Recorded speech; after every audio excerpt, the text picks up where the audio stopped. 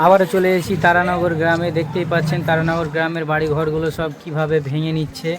কিছু উপায় নেই, কারণ হচ্ছে যে সব বাড়িগুলো নেমে যাচ্ছে, তার কারণে ভেঙে ভেঙে ইটগুলো সব নিয়ে অন্য জায়গায় চলে যাচ্ছে। দেখতে পাচ্ছেন এই বাড়িটা ভাঙতে পারছে না, কারণ বাড়িটা একদম যাবো অবস্থায় চলে এসছে, ভয়ানকভাবে বাড়িটা আছে, তাই বাড়িটা ভাঙতে পারছে না। আর এইগুলো দেখতে পাচ্ছেন সব ভেঙে নিয়ে চলে যাচ্ছে।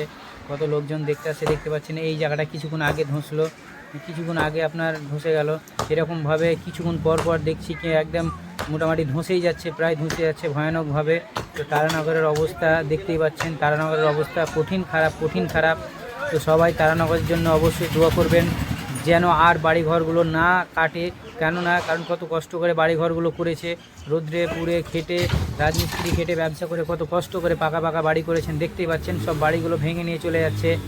হ্যাঁ, তো অবশ্যই সবাই এদের জন্য দোয়া করবেন যেন আর পরবর্তীকালে এই রকম ঘটনা কোনো জায়গায় না ঘটে এবং এই রকম বাড়িঘর না ভেঙে নিয়ে যেতে হয়।